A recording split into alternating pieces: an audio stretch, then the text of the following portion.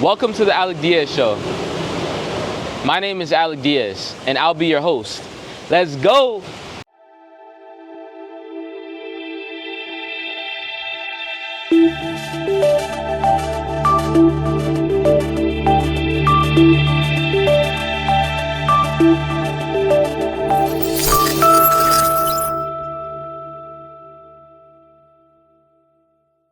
Alec, you're up next. The professor calls out my name to call me up to the front of the class to give my first speech in my public speaking class. The title I picked was How to Be a Millionaire. Bold topic for a kid who didn't have the money yet to prove a single word of it. And I stand up and I immediately felt fear. I felt it in the pit of my stomach. As I walked to the front of the room, it felt way longer than it actually was. Every set of eyes were turned and locked on me. And for a second, my mind hovered between blank and screaming. Have you ever felt that? The exact same thing. Right before the pitch, the interview, the hard conversation, the post you're about to hit publish on, the call you've been putting off for a week, that drop in your stomach, that voice in the back of your head asking, who do you think you are to do this? That feeling has a name. It's fear. And today, I want to show you what it's actually costing you and how to take its power back. Because if you're building anything, a business, a team, a life, fear is costing you more than you think. It's the hire you didn't make, the price you were too scared to charge, the pivot you saw coming a year ago before you actually took it, the message you didn't send, the offer you didn't pitch, the room you talked yourself out of walking into. Fear rarely kills your business in one shot. It taxes it. It takes a little off the top of every decision, every day until you're running half the horsepower you actually have and calling it caution. So here's what's in it for you today. I'm going to give you a practical way to operate from faith instead of fear. Not hype, not think positive, a real system for guarding your minds, because your mind is the foundation and everything else that is later on top is built on your mindset.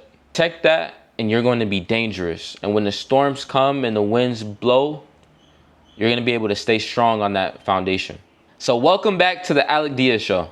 So quick word on why I can speak to this, because I didn't get to faith over fear the easy way. I was raised by a single mother who had me at 14 years old, and I never knew my father. By the end of high school, I had 0 Division I basketball offers, and not long after that, I dropped out of college. Later, I enrolled into a QA automation boot camp, and partway through it, I did the thing that was insane on paper. I quit my job. Fear was right there. It was in my ear. What if you fail? What if you're not good enough? What if you don't make it? And I made a choice. I chose faith over fear, hope over doubt. 6 months and 1 week later, I landed a job as a QA automation engineer. From there, I went on to leading teams, building software for one of the largest organizations in the world. Not because fear disappeared, but because I stopped letting fear drive. Since then, I've put over 10,000 hours in leading teams, shipping projects, hundreds of them across small businesses and global enterprises, including compliance and regulatory work where the stakes are high. Today, I'm building autonomous AI, an AI operating system for solopreneurs and small businesses, and also X-Convergence, where I help organizations deploy enterprise AI. And I just released my first book, The Intergenerational Strategist. When I talk about choosing faith over fear, understand I've made decisions from both. And when most people hear the word faith, they mostly think about religion. But we all have faith in our lives today. You know the paycheck that you get every 2 weeks that lands within your account, or you know that when it starts raining, it's eventually going to stop. And you know winter is coming back this year and the next year after. And you know the sun is coming up tomorrow and the next day as well. That's faith, knowing that something will happen before you can see it happen. You've been operating in faith your whole life.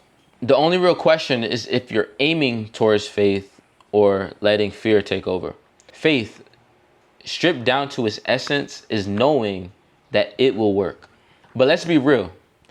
We have an enemy in our presence, and his name is fear. And fear and faith cannot occupy the same mind. They're always in a constant battle.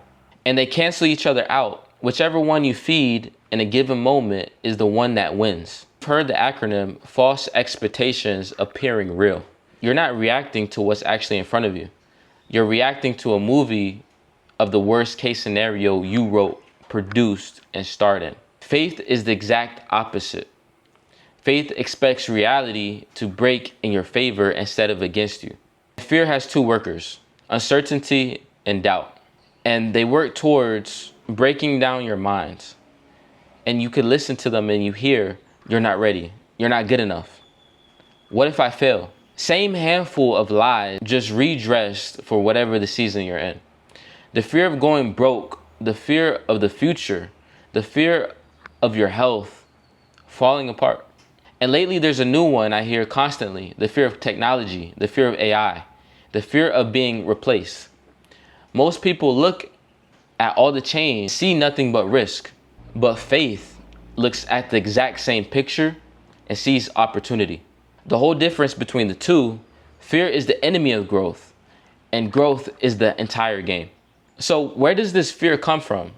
Picture your mind as a fortress and all day long the fortress is taking fire. The arrows from everywhere, friends, family, the news cycle that gets paid off when you're afraid. Negative things you say to yourself so often you don't even hear them anymore. Some of these darts are external and some are internal. A few of them are aimed at you on purpose. Most aren't. People just hand you fear without meaning to because it's overflowing out of them. Every day you're in a battle. You have fear versus faith. And the two workers of fear is uncertainty and doubt. And each and every day you're receiving these darts of fire that are trying to break your stronghold, which is your mind. If you look at the word kingdom, it means stronghold in Hebrew. And a kingdom can be offensive or defensive. If you look at the outer walls of a kingdom, when you go to battle, let's say you're throwing these arrows and they have fire and you're trying to bring down the walls of the kingdom. If you picture these arrows as negative thoughts that you're receiving throughout your day, it's ideas that are trying to break down your mind. And sometimes we allow those ideas to penetrate our fortress. And through the penetration, it causes oppression. That oppression is us meditating on those ideas throughout the day. It's affecting our mindset. There's a great quote I heard. Ideas turn to actions, actions turn to habits, and habits turn into character. So when we have ideas that penetrate our fortress and come into our minds, then we meditate on those ideas. And eventually over time, we become those ideas. If we're constantly thinking about worry and doubt, or if this does not work out the way we expect it to, then that is who we start to become. Even our physical appearance start to look that way. But if you're confident the world is operating for you and not to you, then you could stand in confidence and you know that anything that happens around you, it's not going to matter because on the inside, you are right where you need to be. 80 to 90% of thoughts are said to be negative. So if we have around 55,000 to 75,000 thoughts per day, then we're going to start to take on the characteristics of a negative person. And a lot of those thoughts could be conscious or unconscious, things that we repeat to ourselves or things that we're hearing just in our everyday environment. There was a great study that I seen where they had these drops of tablets and they separated them into two different rooms. In one room, they said great positive affirmations that were uplifting, encouraging, inspiring. They talked about love. In the second group of water droplets, they played negative affirmation, hate music, and a lot of the stuff that we unfortunately listen to on a day-to-day basis. The negative talk that we either talk to ourselves or hear within our environment on a daily basis. And then after they played these affirmations for some time, they freeze those water droplets. The positive affirmation group, they formed into these beautiful symmetrical snowflakes. And in the second group, there were disformed, they were not symmetrical, and it just shows in the study that when you have positive versus negative affirmations, they affect us materially. Your environment is key in this circumstance, and we have to work to creating that perfect environment. The principle underneath it is something every leader already knows in their gut. What you are repeatedly exposed to shapes what you become. You become what you let in. And you'll hear it said that most of your daily thoughts are negative. And most of those are just yesterday's thoughts on repeat. Here's the progression if you want to burn it into memory, because this is exactly how fear takes territory in your mind. So first the dart lands, infiltration. The idea comes into your mind and you start to think about it throughout your day, multiple times throughout your day. Let's say you're not good enough and you're repeating that phrase back to yourself over and over again. And when you meditate on something long enough, it's not just a passing thought anymore. It becomes a stronghold, a fortified belief that now runs you without ever asking for permission. That's why you can't ever just stop and decide, hey, I'm gonna stop being negative. By the time a fear is a stronghold, it's load bearing, it's holding up the structure of how you actually see yourself. And it's been around, and the same method for fear and how fear works has been around for over the past 2,000 years. From this verse, in addition to all of this, take up the shield of faith, in which you could extinguish all the flaming arrows of the evil one. And that's right there is the thesis for this whole episode. Whatever you believe about who's firing the arrows, look at the strategy in it, because it's genius. You're not told to catch every flaming arrow out of the air. Nobody could. You're told to take up a shield to protect your mind. And the shield has a name, it's faith. Faith doesn't just block fear's arrows. It extinguishes them, puts the fire out before it ever reaches the wall. So when fear comes flying around into your minds, you stop arguing with every individual arrow. You raise the shield. You take up faith on purpose before the darts ever land. Now go on one layer deeper. Your conscious mind, the part you think of as you, is just the tip of the iceberg. Underneath is the waterline, which is your subconscious. And that is the part running most of the show. The reactions, the defaults, the gut no. And what most people don't know is your unconscious mind has been programmed since you were born. A lot of the beliefs that you have today were not chosen by you, but they were brought down before you. You didn't choose your childhood. You didn't choose the people you grew up with. You didn't choose your environment. It was already there once you got here. So every dart that has ever landed in your life and went unchallenged, it may be something from your past that is programmed within your unconscious mind. And that's not your fault. But retraining it, that's the part 100% is your responsibility. And it can be done. So here's the system. So how to fight the good fight? The first thing you have to do is build a positive mental attitude on purpose. It's often said it takes around 17 times a repetition of a positive thought to override just one negative thought. Don't hold me to that exact number, but hold on to the meaning. You must replace the negative thought with a positive one. And there's a verse that I love. Do not be conformed to this world, but be transformed by the renewal of your minds. In Hebrew, renewal actually means renovate. So you know how you have a house, and let's say you want to renovate your house, you're going to go in and you're going to knock down walls. You're going to take out cabinets. You're going to put new flooring. You're going to put new walls, new cabinets, new paint. Anything that you need to do, you're going to get that house up to speed. You're going to take out the old to renovate that house and make it into new. And that's the same thing you have to do with your minds. So let's say you have the thought of you're not good enough. Perhaps you could replace that thought with, I could do all things through Christ who strengthens me. And maybe you'll go ahead and repeat that to yourself 17 times. And it doesn't have to be Christian based. It could be something else that fits your qualifications. But the purpose is to replace the old thought with a new one to create a new identity. And for me, repeating scripture out loud to the truth is louder than the lie that's been playing. Number 2, change your body language. Your body is talking to your mind constantly, just as much as your mind talks to your body. Slumped, small, but if you slumped, small, closed off, your brain files that report that we're losing.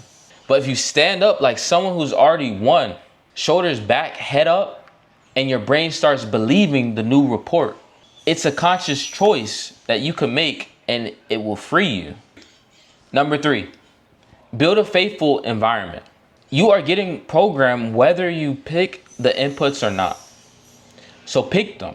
They say the 5 closest people around you is who you become. And if you're not in an environment primed for people that you could actually choose, I went through a season doing 3 audiobooks a week. Call it brainwashing. I'd rather choose what washes my brain than let the algorithm do it for free. So if it's putting the right people around you, or listening to audiobooks every single day, or going to YouTube University and putting good things into your minds, you have to create the environment that you want into your life. You need to create that positive mental attitude through creating that environment. You want to surround yourself with optimists, with people who align with your vision, with your identity, with your purpose. People who you actually could ask the question like, hey, do I want to be like this person? Or do I want to model my life after this person? And if the answer is yes, then spend more time with them and ask them questions on how you could unlock the same characteristics and positive mental attitude as them. But if you ask yourself, do I want to model myself after this person? Then you should separate yourself from them, or at least decrease the time that you are with them. Because if your mind is constantly being programmed with this negative attitude that other people are feeling in their life, then it's going to inevitably rub off on you, no matter how strong you think you are. So surround yourself with optimists and with people who are already standing where you're trying to go. When you pick someone you want to model yourself after, don't look at just the external material items like the cars, the watches, the apartments, or whatever people want nowadays. Model them after the fruit. Do they have joy? Do they have love in their life? Do they have gentleness, self-control? The internal realities are more important than the external. The fruit is the root. And I'll be honest about the hard version of this. Sometimes the negative environment is your own household, a partner, a roommate, the people closest to you. And that's the toughest one there is. And I'm not going to pretend it's simple, but you still have to guard the gate. Protect your inputs, even when you can't control everyone around you. Number 4, burn the boats. Yes, burn the boats. There was an army that landed on shore and burned its own ships, and they had no other option but to fight and win or die. And sometimes that's what you have to do in your life. It's either we're gonna win or win. There is no second option. There's no plan B. I'm gonna go all in on my mission, my goal, my purpose. The whole message is there is no retreat, only forward. Convince yourself there is no plan B. It's to win or to win. And watch what happens when the exit is gone. The level of focus rises and your thinking jumps to another level. And you unlock a drive that you genuinely didn't know it even existed. And before you blame your zip code, location is actually irrelevant. Yes, it's harder in the same places as others, but you have to do it anyway. Number 5, be an optimist. Abundance over scarcity. Scarcity says I have $10 to myself and I can't share with anyone else because this is the only thing that I have. On the other side, abundance. This person has $10 as well, but he's willing to give away his $10 because he knows it's going to come back. One of those mindsets is growth. The other one hoards, panics, and burns bridges is going to need later. Number 6, focus inward on your spirit. This is the one most leaders skip entirely. And it's the one that holds the rest together. Time in the Bible, prayer, fasting, and not just from food, but when you pull back from the screen, the social media feed, certain people, places, just long enough for you to get quiet and connect with your source, because you can't hear anything when there's too much noise. If you put all that together, you've got something bigger than positive thinking. You've got what I call kingdom mindset. The Hebrew word is malkut, kingdom, reign, the realm where the king's authority actually carries weight. And here's the reveal underneath all the tactics I just gave you. A kingdom mindset is not believing in yourself harder. It's operating like you're backed. You already have all the resources and it's already within inside of you. You already have access to all the things that you need to be successful. You already have the ideas. You already have the skills. You already have the resources for you to do what you need to do. To have faith is to know that it will happen even before it happens. And you don't have to share the same religion. The difference is operating like you're alone versus operating like you're backed. Every great leader that you ever have known, they walk with the same posture. But I'll tell you plainly where mine comes from. The backing has a name, and it's God. And that's where I got my backing from. Because I know that by me having a relationship with God, I have access to a whole kingdom. And in the kingdom, there's no crisis. There is no lack. There is no want. Because we already have access to all those things that were bestowed upon us. And I take that and I run with it wherever I go. I just want you to know there's a king behind the kingdom. So here's your challenge. I want you to actually do it and just not just nod. For the next week, guard the gate. What's getting into your mind? Catch the darts before they actually become strongholds. Choose your environment on purpose. Burn one boat that you've been keeping around as an escape hatch. And every time fear and faith show up at the same door, remember they can't both live in your mind. So feed the one you want to win. And Michael Jordan said it best. Limits, just like fears, are often just an illusion. And thank you for joining the Alec Diaz Show. And if this one moved you, make sure you share it with someone else. And I'll see you on the next show.